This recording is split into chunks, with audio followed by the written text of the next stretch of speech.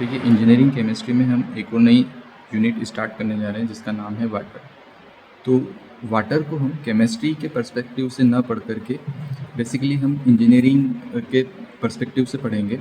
Engineering के perspective से देखें तो वाटर दो तरह का होता है, सॉफ्ट वाटर और हार्ड वाटर। तो मैं लिख देता हूँ soft water and hard water. ठीक है, तो ये सॉफ्ट वाटर और हार्ड वाटर क्या होता है ये आप अच्छे से जानते होंगे, और नहीं भी जानते हैं तो इस चैप्टर के एंड तक हम अच्छे से सीख जाएंगे।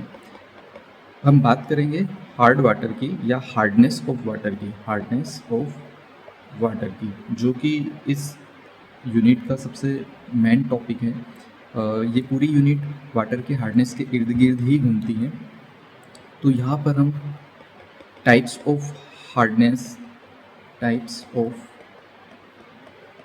हार्डनेस पढ़ने वाले हैं, कॉज ऑफ हार्डनेस पढ़ने वाले हैं, इस हार्डनेस का एस्टिमेशन कि किसी पानी के सैंपल के अंदर कितनी हार्डनेस है ये भी हम पता लगाने वाले हैं। तो एस्टिमेशन ऑफ हार्डनेस,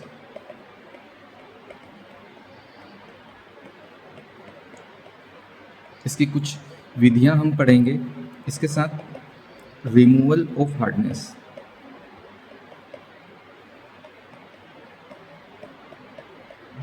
तो इस यूनिट में यही सारी चीज़ें होने वाली है। रिमूवल की भी कुछ 3 मेथड्स हम यहाँ पर पढ़ेंगे जो कि इम्पोर्टेंट मेथड्स हैं। तो आइए हमारी यूनिट को हम शुरू करते हैं। तो सबसे पहले सोर्स ऑफ वाटर हमें पढ़ लेने हैं। तो मैं सोर्स ऑफ वाटर से शुरू करता हूँ। सोर्स ऑफ वाटर, तो जरा देखिएगा, अगर हम पानी के सोर्स की बात करें, स्रोतों की बात करें, तो इनको कैटेगराइज मैनर्स में पढ़ेंगे। तो ये जो पानी है इसको हम दो भागों में बांट सकते हैं, इसके सोर्स को दो भागों में बांट सकते हैं, एक सरफेस वाटर और दूसरा अंडरग्राउंड वाटर। सरफेस वाटर में सी वाटर, फ्रेश वाटर के सोर्सेज जैसे कि रिवर, पॉन्ड, लेक, ये सब कुछ हम यहाँ पर पढ़ेंगे। तो आइए, इसमें हमने इंट्रो में क्या लिखा है, water is essential natural resource. एक एसेंशियल नेचुरल रिसोर्स है, सभी जीवों के लिए ज़रूरी एक रिसोर्स है, और हमारे इंडस्ट्रीज़ के लिए भी बहुत ज़रूरी रिसोर्स है। And it is availability and property significantly impact industrial, domestic and engineering application. इसकी अवेलेबिलिटी जो है वो इंडस्ट्रियल, डोमेस्टिक और इंजीनियरिंग एप्लीकेशन को कहीं ना कहीं इफ़ेक्ट करती है। ज़्यादातर फैक्ट्रियाँ वहीं लगाई जाती है जहाँ पर वाटर इजीली मिल सके, है ना, उसका फ्रेश और सॉफ्ट वाटर का सोर्स इजीली अवेलेबल हो। तो the source of water are broadly classified into surface water, इसको दो भागों में, surface water and underground water, इन दो भागों में मिला करके हम इसको पढ़ने वाले हैं। Etch with distinct characteristic and usability in engineering processes. तो इन दो कैटेगरीज में हम इसको डिवाइड करेंगे, और हर एक सोर्स की क्या क्वालिटीज़ होती है वाटर के अंदर, और उनका इंजीनियरिंग में किस तरह से इस्तेमाल होता है, क्या एप्लीकेशंस होते हैं, इस तरह से हम इसको पढ़ने वाले हैं। ठीक है, तो सबसे पहले हम देखते हैं सरफेस वाटर को। सरफेस वाटर यानी सतह के ऊपर वाला जल, और ये जल ऑब्टेन कहाँ से होता है, ये जल जनरली ऑब्टेन होता है बारिश के थ्रू। तो वाटर साइकिल के थ्रू जब बारिश होती है तो सबसे पहले पानी उस बारिश के थ्रू सरफेस पर गिरता है, और उस सरफेस पर नदियों, तालाबों, खेतों से होकर के वो समुद्र तक पहुंचता है। ठीक है, तो हमारा मेन जो वाटर है उसका फर्स्ट जो सोर्स है वो है रेन वाटर, है ना। तो surface water is present on earth surface and include rain water, है ना, ये प्राइमरी सोर्स है। इसके बाद river water, pond, lake and sea water. ठीक है, इनको भी इंडिविजुअली पढ़ेंगे कि रेन वाटर क्या होता है और किस तरह का होता है, इसका कंपोजिशन क्या होता है, और इंडस्ट्री में एप्लीकेशन किस तरह से किया जा सकता है इसका, ये सब पढ़ते हैं। तो सबसे पहला हम पढ़ते हैं rain water. Rain water is a purest form.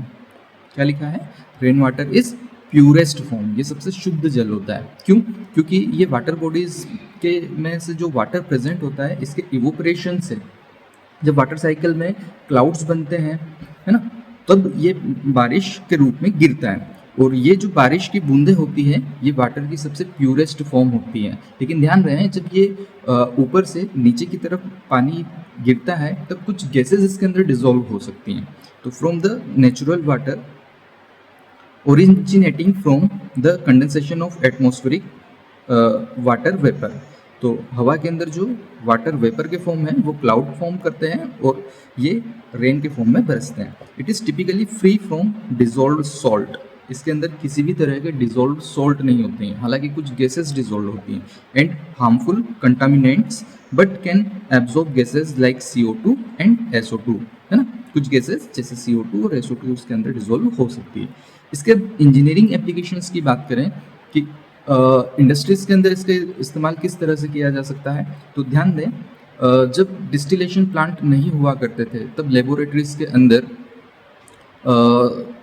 बड़े बड़े बर्तनों में इस पानी को इकट्ठा कर लिया जाता था और डिस्टिल वाटर की तरह इस्तेमाल किया जाता था, है ना। लेकिन अब काफ़ी सारे डिस्टिलेशन प्लांट भी बन गए हैं तो इस तरह से डिस्टिलेशन वाटर इस्तेमाल नहीं किया जाता है ना। Used in rain water harvesting, इसका इस्तेमाल रेन वाटर हार्वेस्टिंग सिस्टम में किया जाता है, ग्राउंड वाटर को रिचार्ज करने के लिए किया जाता है। इसके बाद सर्व is clean source of chemical industries, water के क्लीन सोर्स के फॉर्म में, जैसे मैंने पहले बताया था कि बड़े बर्तनों में इनको एकत्रित करके और इसका उपयोग डिस्टिल वाटर की तरह किया जाता है, बॉयलर फीड वाटर की तरह भी किया जा सकता था, ठीक है। तो ये होता है हमारा रेन वाटर। आगे बढ़ते हैं हम रिवर वाटर। अब रिवर के अंदर पानी कहाँ से पहुँचता है, जो रेन वाटर होती है वही खेतों और छोटे नदियों नालों के रूप में होकर के पानी रिवर के अंदर पहुँचता है। अब लेकिन क्योंकि बहुत सारे एक बड़े सरफेस से होकर के पानी गुजरता है और कई सारे मिनरल्स अपने अंदर घोल लेता है, तो यहाँ पर ये मिनरल वाटर कहलाता है क्योंकि इसके अंदर काफ़ी सारे मिनरल्स घुले हुए होते हैं, काफ़ी सारे सॉल्ट्स घुले हुए होते हैं। तो river water is sourced from the melting glaciers, springs, rainfall flows across various terrains, contain suspended solid, dissolved salt and organic impurities from the surrounding environment, है ना। तो ध्यान दें नदियों के अंदर पानी बारिश के रूप में तो आते ही है, इसके अलावा ये जो है ग्लेशियर्स के पिघलने से भी आता है।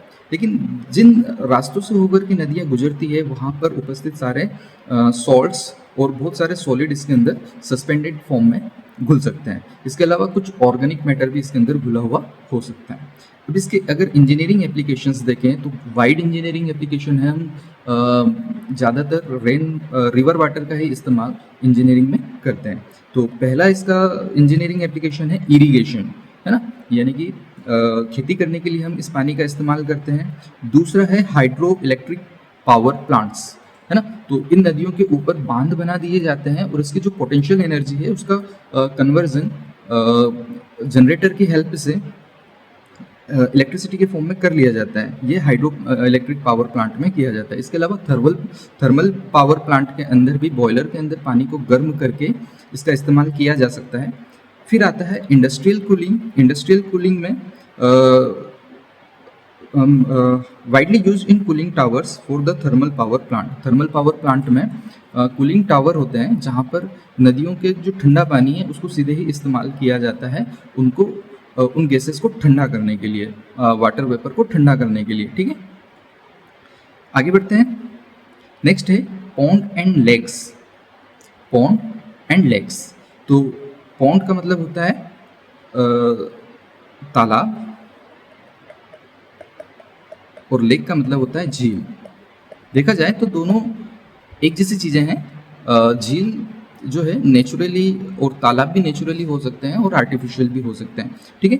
तो इनका जो पानी है ये ठहरा हुआ पानी है। नदियों से अगर इस पानी को कंपेयर करें, इस वाटर को कंपेयर करें तो ये पानी कंपेरेटिवली ठहरा हुआ है और इस कारण यहाँ पर ऑर्गेनिक मैटर ज़्यादा होता है, लेकिन सस्पेंडेड सॉलिड और जो डिजोल्व सॉल्ट्स हैं उनका अमाउंट कांस्टेंट बना रहता है, ठीक है। तो pond and lakes are stagnant water bodies formed by the rainfall and seepage that accumulate sediments, organic matter and dissolved minerals over time, ठीक है।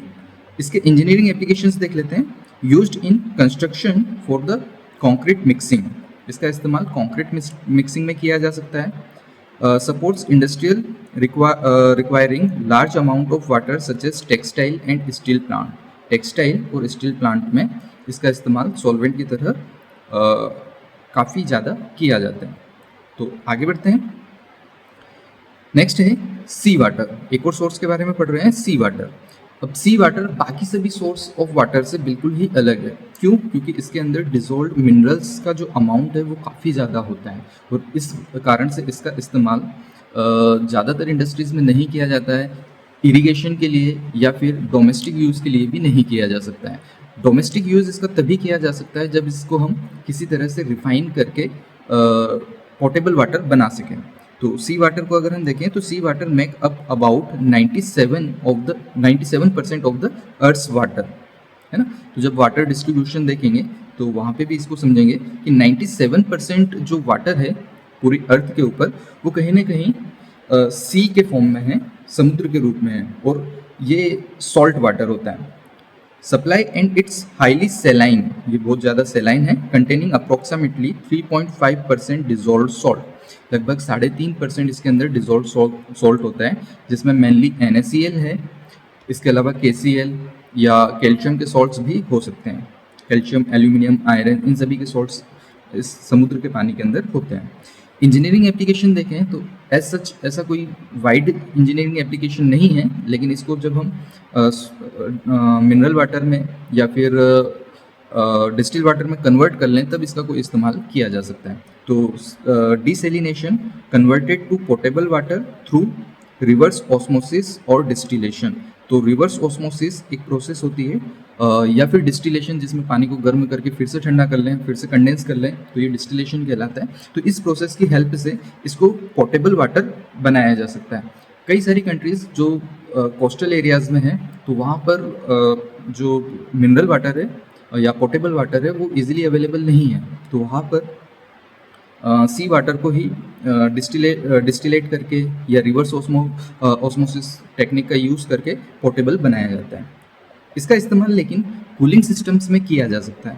तो used in coastal industries for the condenser cooling, है ना, condenser को cool करने के लिए इसका इस्तेमाल किया जा सकता है। आगे बढ़ते हैं।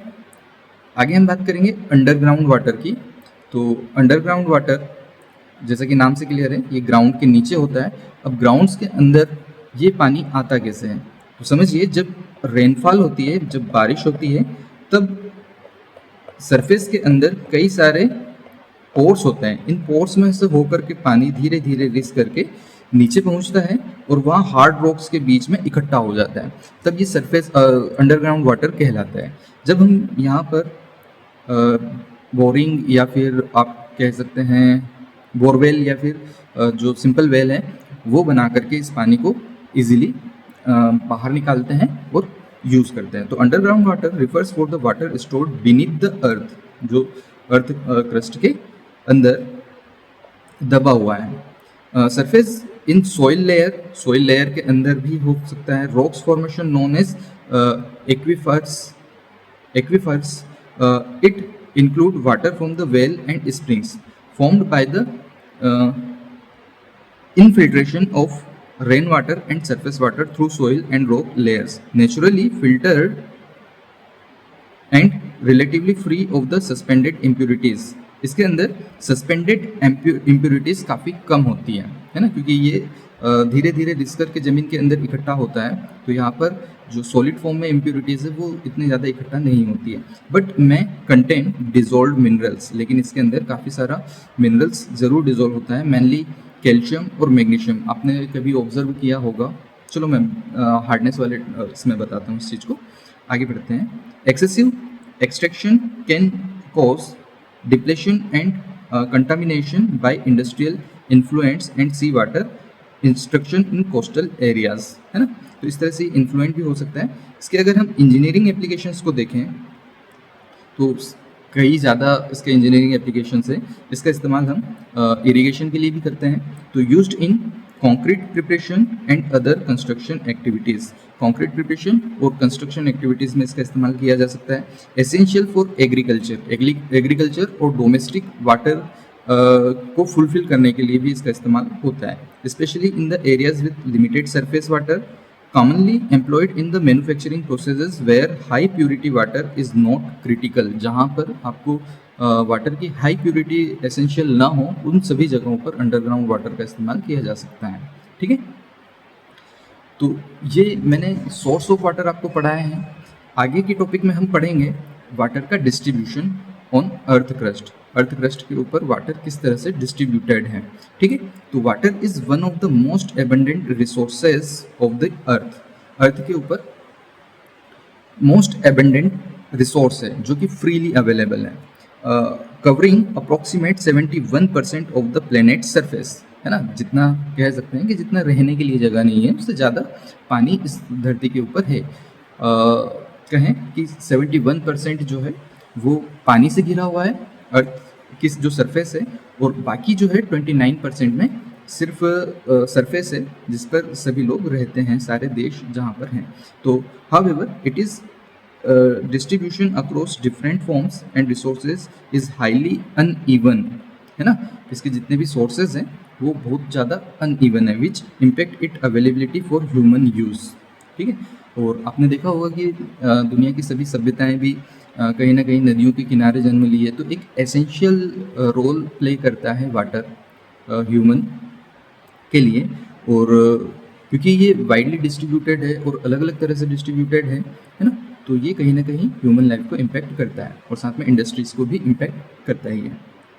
देखते हैं, सबसे पहले देख लेते हैं कि total water on earth. Earth के ऊपर टोटल वाटर कितना है। The earth has approximately 1.386 billion cubic kilometre. तो देखो, ये यूनिट को मैं आपको एक बार क्लियर कर देता हूँ। तो जब हम कोई ब्लॉक, एक क्यूब बनाए, ठीक है, एक क्यूब मैंने ड्रॉ किया है, इसकी हर एक साइड 1 सेंटीमीटर की हो, ये भी 1 सेंटीमीटर एंड ये जो विड्थ है ये भी 1 सेंटीमीटर है, तब इस क्यूब का वॉल्यूम कितना होगा। इस क्यूब का वॉल्यूम होगा 1 सेंटीमीटर क्यूब, या इसको 1 क्यूबिक सेंटीमीटर कहा जा सकता है। लेकिन यही विड्थ को मैं बढ़ा करके 10 सेंटीमीटर कर दूं, ठीक है, 10 सेंटीमीटर कितना होगा आप लोग समझते होंगे। स्केल में आप देख सकते हैं कि 10 सेंटीमीटर कितना होता है। तो 10 बाई 10 बाई 10 यानी कि 1000 सेंटीमीटर क्यूब इसका वॉल्यूम होगा। ठीक है, और इतने वॉल्यूम को हम 1 लीटर वॉल्यूम कहते हैं। यदि 10 centimetre by 10 centimetre by 10 centimetre इतना बड़ा एक क्यूब बनाए, उसके अंदर कितना वाटर आ पाएगा, 1 लीटर वाटर इसके अंदर कंटेन हो पाएगा। समझ रहे हैं। अब इसी लेंथ को मैं 100 सेंटीमीटर बनाऊं, तब ये 1 मीटर कहलाएगी, या 1 मीटर क्यूब इसका वॉल्यूम होगा। वहीं इसको मैं और ज़्यादा बड़ा बनाऊं, 1 किलोमीटर इंटू 1 किलोमीटर इंटू 1, तो वो 1 किलोमीटर क्यूब या 1 क्यूबिक किलोमीटर होगा। इस तरह के 1.386 बिलियन क्यूबिक किलोमीटर इतना वाटर इस धरती के ऊपर अवेलेबल है। This water is distributed across various reservoirs such as oceans, glaciers, ground water and surface water. ये किस तरह से डिस्ट्रीब्यूटेड है हमने इसके सोर्स में भी पढ़ा है कि अलग अलग सोर्स हैं वाटर के। तो ये रिजर्व है ओशंस के अंदर, ग्लेशियर के अंदर, ग्राउंड वाटर के अंदर और सरफेस वाटर के अंदर। सरफेस वाटर के अंदर ये रनिंग कंडीशन में होता है, यानी कि ये बहता रहता है, कभी उपलब्ध होता है सीजनली, कभी नहीं होता है, तो इस तरह से होता है। ठीक है, तो आइए हम इसको पहले कैटेगराइज कर लेते हैं इस डिस्ट्रीब्यूशन को। तो 3 भागों में इसको क्लासिफाई करके या कैटेगराइज करके इसको पढ़ेंगे। सबसे पहले ओशंस को देखेंगे, जो पहले बताया था 97% है लगभग, है ना। तो 96.5% ये होता है, और इसके अंदर ओशंस हैं, सी हैं, है ना। और ये डायरेक्टली यूजेबल नहीं है ड्रिंकिंग के लिए, तो हमको इसके बारे में ज़्यादा पढ़ने की आवश्यकता भी नहीं है, क्योंकि कोई इसके खास इंजीनियरिंग एप्लीकेशंस भी नहीं है। हम सिर्फ डिस्ट्रीब्यूशन देखेंगे, और इसके डिस्ट्रीब्यूशन में ये सिर्फ ओशंस में ही अवेलेबल है, सीज में ही ये अवेलेबल है। ठीक है, फिर देखते हैं फ्रेश वाटर को, जो कि 2.5% है ना। जितना भी 100% वाटर है उसका 2.5% आपका फ्रेश वाटर कहलाएगा। ये ड्रिंकिंग के लिए भी अवेलेबल है, एग्रीकल्चर के लिए भी अवेलेबल है और सारे इंडस्ट्रियल पर्पसेस के लिए भी एप्लीकेबल है, अवेलेबल है। ठीक है। अदर सेलाइन वाटर जो कि 0.9% होता है, ये लेक्स के अंदर जो खारे पानी की झीलें होती है, लेक्स होती है, इसके अलावा ब्राइन वाटर सोर्सेस के अंदर ये होता है। ठीक है। इस तरह से 3 भागों में कैटेगराइज करके हमको वाटर के डिस्ट्रीब्यूशन को देखना है। यहाँ भी हम सिर्फ फ्रेश वाटर का डिस्ट्रीब्यूशन ही अच्छे से समझेंगे। ठीक है। क्योंकि बाकी 2 इंडस्ट्रियल एप्लीकेशन में इनका कोई यूज़ नहीं है, सेलाइन वाटर का इंडस्ट्रियल एप्लीकेशन में कोई खास यूज़ नहीं है, तो हम इसको ज़्यादा डीपली नहीं पढ़ते हैं। आगे बढ़ते हैं, फ्रेश वाटर डिस्ट्रीब्यूशन को अच्छे से देख लेते हैं कि फ्रेश वाटर कितना है। तो अभी मैंने पहले बताया था कि 2.5% टोटल वाटर का 2.5% फ्रेश वाटर इस अर्थ क्रस्ट के ऊपर अवेलेबल है। ठीक है। अब ये डिस्ट्रीब्यूटेड किस तरह से है, तो यहाँ पर ग्लेशियर्स के फॉर्म में, जो ग्लेशियर्स किन्हें कहते हैं, जो नॉर्थ पोल और साउथ पोल पर हमेशा बर्फ जमी रहती है उन्हें हम ग्लेशियर्स कहते हैं, है ना।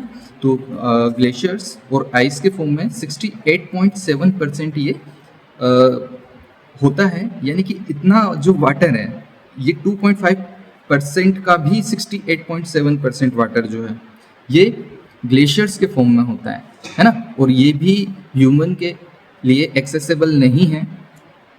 तो percent of the total water on earth, total water में से अगर देखें तो ये 1.74% होता है ना। इस 2.5% में ये 68.7% है और जो 100% टोटल वाटर है इसके अंदर ये 1.74% है ना। इसका description locked in the polar ice caps. आगे देखते हैं, ग्राउंड वाटर है 30.1%। ये भी इजीली एक्सेसिबल नहीं है, क्योंकि हमें ये नहीं पता होता है कि ज़मीन के अंदर किस गहराई में और कहाँ पर इजीली वाटर मिल सकता है। ठीक है। तो 30.1% जो है इस 2.5% का, ये ग्राउंड वाटर के फॉर्म में है। और अगर पूरे वाटर के रूप में देखें तो ये 0.75% है। ठीक है। आगे देखते हैं सरफेस वाटर। और ये जो वाटर है ये इजीली एक्सेसिबल है, लेकिन बहुत कम अमाउंट में है। अगर हम इस 2.5% का देखें तो इस 2.5% का ये 1.2% अवेलेबल है सिर्फ। और अगर पूरे वाटर को देखें, जिसमें सी वाटर को भी हम इंक्लूड कर लें, तो यहाँ पर ये 0.03% है टोटल वाटर का। ठीक है। ये इजीली एक्सेसिबल है ना ह्यूमंस के लिए। ये नदियों के रूप में, बारिश के रूप में, तालाब के रूप में, झीलों के रूप में ये पानी अवेलेबल होता है। ठीक है। तो अगर हम सरफेस वाटर की बात करें तो टोटल वाटर का 0.03% ही सरफेस वाटर अवेलेबल होता है। आगे बढ़ते हैं।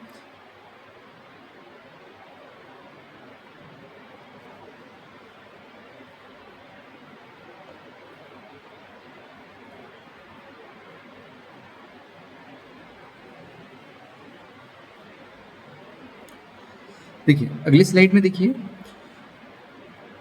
अब सरफेस वाटर का डिस्ट्रीब्यूशन हम देख रहे हैं डिटेल्ड।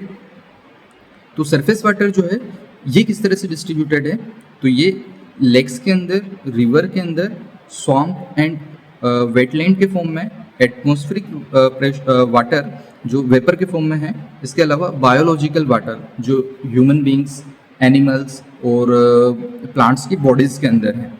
तो ये पूरे वाटर को हम देख रहे हैं। लेक वाटर, झीलों के रूप में जो सरफेस वाटर है वो कितना है, वो जो अभी हम टोटल वाटर का 0.03% देख रहे हैं, उस वाटर को भी हम आगे डिस्ट्रीब्यूट कर रहे हैं। तो उस 0.03% वाटर का 20.9% वाटर जो है ये लेक्स के अंदर होता है। Largest reservoir of surface fresh water, ये सबसे बड़ा रिजर्वायर है फ्रेश वाटर का। फिर बात करेंगे रिवर की, ये 0.49% है जो कि main source of drinking and irrigation है ना। मैं ऑलरेडी बता चुका हूँ कि ज़्यादातर इंडस्ट्रीज़, ज़्यादातर सभ्यताएं, ज़्यादातर बड़े शहर वो सब नदियों के किनारे होते हैं, क्योंकि वो रिवर का पानी इजीली एक्सेसिबल भी है और इजीली हम उसका इस्तेमाल कर सकते हैं इंडस्ट्रीज़ में। स्वैम्प और वेटलैंड के फॉर्म में 2.6% है। Provide ecological balance and water storage, है ना। जो मिट्टी के अंदर नमी होती है वो इकोलॉजिकल बैलेंस बनाने के लिए और पानी को स्टोर करने के लिए होती है। फिर एटमॉस्फेरिक वाटर की बात करेंगे, ये वाटर वेपर के फॉर्म में वायुमंडल के अंदर, एटमॉस्फेयर के अंदर अवेलेबल है, जो कि 3% है। और इसी वाटर की हेल्प से जो है पानी रेन के फॉर्म में बरसता भी है। ठीक है। फिर बात कर रहे हैं बायोलॉजिकल वाटर, जो कि 0.22% है ना, फाउंड इन लिविंग ऑर्गेनिज्म, है ना, सारे एनिमल्स और प्लांट्स के अंदर। अगर इन सभी से भी पानी निकाल लिया जाए इन सभी की बॉडी से, तो वो टोटल वाटर का 0.22% वाटर बन पाएगा। ठीक है। अब इसको हम पाई चार्ट और बार चार्ट के फॉर्म में भी समझ सकते हैं। ये देखिए, ये पूरा सरफेस के ऊपर 100% वाटर है, टोटल वाटर है, जिसका सेलाइन वाटर 97% है जो सी के अंदर है, लेकिन फ्रेश वाटर समथिंग 2.5 है, लेकिन यहाँ पर 3% लगभग इसको अपन मान सकते हैं, 3% फ्रेश वाटर है। इस फ्रेश वाटर में भी आइस कैप्स और ग्लेशियर 68.7% होते हैं। ठीक है। ग्राउंड वाटर 30.1% होता है और अदर वाटर 0.9%, जैसे हमने पहले पढ़ा है। अब इसमें भी सरफेस वाटर को अगर डिस्ट्रीब्यूट करें तो सरफेस वाटर का ज़्यादातर लेक में ज़्यादातर ये आपको वाटर देखने को मिलेगा 87%, वहीं रिवर्स के अंदर 2% और स्वाम्स मार्शेस इनके अंदर 11%। तो इस तरह से ये पाई डायग्राम भी अपन इस वाटर डिस्ट्रीब्यूशन के लिए बना सकते हैं।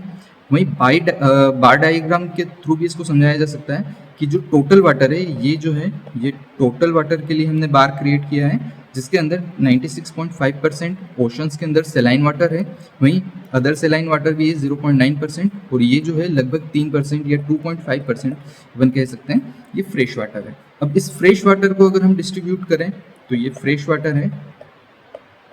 इस फ्रेश वाटर में भी ग्लेशियर और आइस कैप्स 68.7% है, वहीं ग्राउंड वाटर देखें तो ये 30.1% है, और ये दोनों ही जो पोर्शन है, ये दोनों ही पोर्शन ये इजीली एक्सेसिबल नहीं है ह्यूमंस के लिए। और ये जो आपको दिख रहा है सिर्फ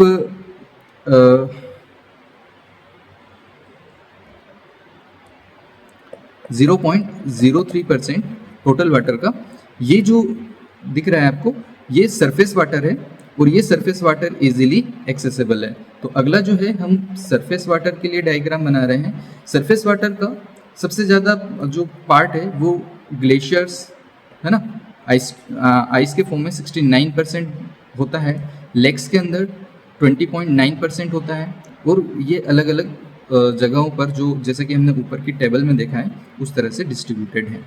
तो आज की वीडियो में इतना ही। आपको वीडियो समझ आया होगा, आई होप। धन्यवाद।